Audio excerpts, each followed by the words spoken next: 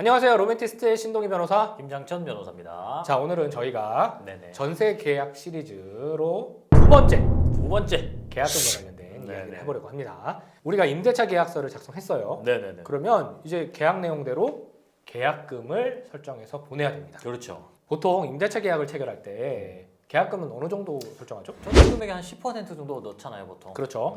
그래서 이 계약금은 이 계약을 체결했다라는 증거로서 지급하는 성질이 있어요. 그렇죠. 근데 우리는 이 증거로서의 성질보다 음. 더 큰 성질을 주목합니다. 뭐죠? 음.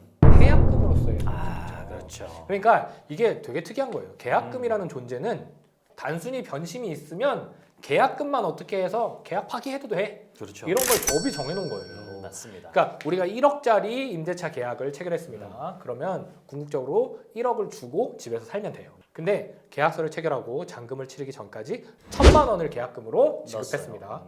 근데 임차인 입장에서 계약 체결하고 나니까 이 집 마음에 안 드는데? 이러면 어떻게 하면 돼요? 포기해야죠. 그렇죠. 그냥 그 1,000만 원 포기하고 그냥 계약 파기하면 돼요. 음. 자, 그럼 반대로 임대인이 이 사람하고 계약 체결해서 1,000만 원 계약금을 받았는데 생각해보니까 저 사람하고 계약하기 너무 싫어.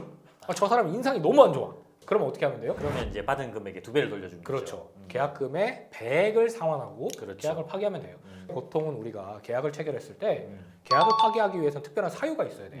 그렇죠. 그냥 뭐 누군가의 귀책 사유가 있거나 뭔가 문제가 있어서 이 계약이 성립하기 어렵거나 뭐 이런 것이 있어야 되는데 이 계약금에 의한 해제는 다 필요 없어요.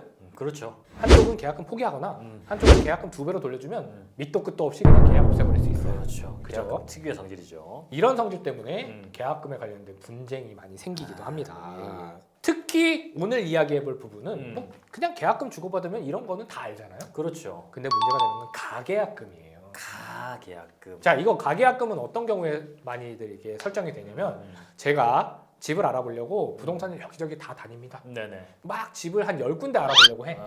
근데 한 3번째 집을 봤는데 마음에 들어. 근데 나는 남은 7군데를 다 봐야 돼. 그렇죠. 여기서 계약을 체결하기는 좀 그렇잖아요. 어. 그러면 꼭 중개사가 그래요. 그렇지. 이거 지금 계약 안 체결하면 보러 오는 사람들 많아가지고 그냥 나갈 텐데. 이거 30분 뒤에도 보러 오기로 어. 했는데. 그러면 이제 이 당사자는 마음이 조급합니다. 그렇죠. 어떡하지? 그랬을 때 그냥 가계약금이라도 원래 계약금 1,000만 원인데 한 100만 원만 걸고 가세요. 일단 잡아놓는다는 의미겠죠. 자, 그래서 가계약금을 내고 가는 경우가 많아요. 그런데 실제로 나머지 7개를 봤는데 네. 그래? 그래서 여기 해야겠다 네네. 하면 되는데 그렇지. 더 보다 보니까 더 좋은 집이 있네. 그럼. 아니면 다음날 생각하니까 이 집에 못 들어가겠네. 네. 그럼 가계약금 냈는데 이거 어떻게 해야 돼? 받아야죠. 그때 이제 문제가 생기는 거예요. 그렇죠. 임대인 입장에서 어떻게 하냐면요. 야, 가계약금도 계약금이야. 못 돌려줘. 못 돌려줘. 네 단순 변심이니까 그냥 포기해. 계약금과 동일하게 보고. 임차인 입장에서는 이거 아닌데 내가 돌려받아야 될 것 같은데 이런 생각을 하는 거죠. 그렇죠. 자, 이거에 대해서 저희가 정리를 좀 해보겠습니다. 네네네. 일단 원칙적인 이야기를 먼저 드릴게요. 원칙적으로 이 가계약금은 실질 계약금이 아닙니다. 그렇죠. 그죠? 계약서를 체결하고 계약금으로 정해진 돈을 보내야 계약금이에요. 가계약금은 계약 체결하기도 전에 그냥 잠깐만 보류해 주세요 하는 가계약금을 내가 내서 순위 보전을 좀 하고자 하는 증거로서의 효과밖에 없어요. 근데 그게 체결이 안 됐어. 그러면 그 가계약금은 돌려받는 게 원칙이에요. 그렇죠. 그 증거금은 그냥 부당이득으로 돌려받으면 됩니다. 근데 대법원이 예외적으로 가계약금을 못 돌려받는 경우를 설치하고 있는 경우가 있어요. 뭐냐? 근데 중개사분이 이거 뭐 가계약금이라도 걸고 가지 금방 나가요. 100만 원 걸었어. 그리고 이제 안 체결하면 100만 원 돌려받으면 되는데 가계약금을 주면서 이제 이런 얘기가 오가요.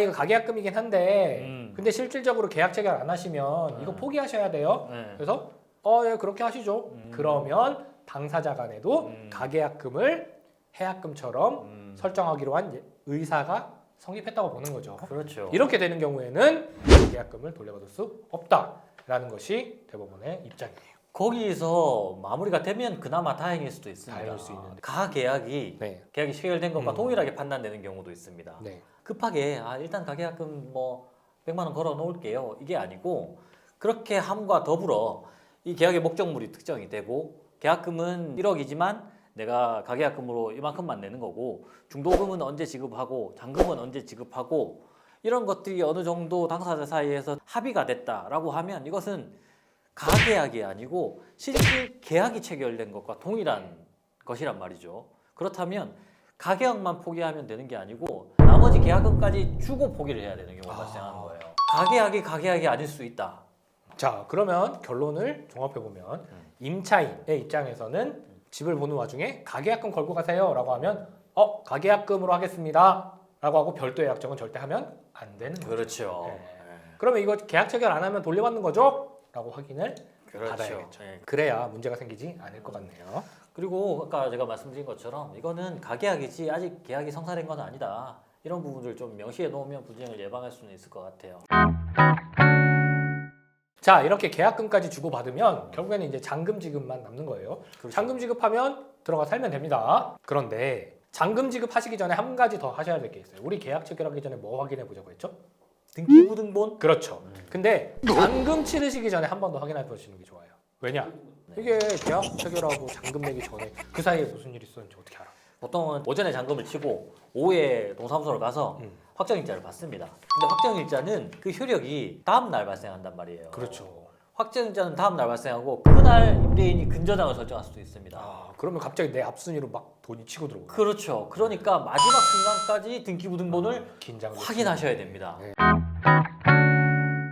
자, 김 변호사님이 말씀해 주셨듯이 임대차 계약서를 쓰고 잔금까지 치르고 나서도 해야 되는 게 있어요. 바로 대표적인 게 임대차 계약서 신고와 확정일자 취득, 그렇죠. 중복 같은 것입니다. 자, 이 부분에 대해서는 저희가 다음 영상에서 조금 더 자세하게 논해보도록 하겠습니다. 그러니까요. 다음 시간에도 여러분께 꼭 도움이 되는 내용 갖고 돌아올 테니까 다음 영상도 기대해 주시고요. 오늘은 여기까지 말씀 나누겠습니다.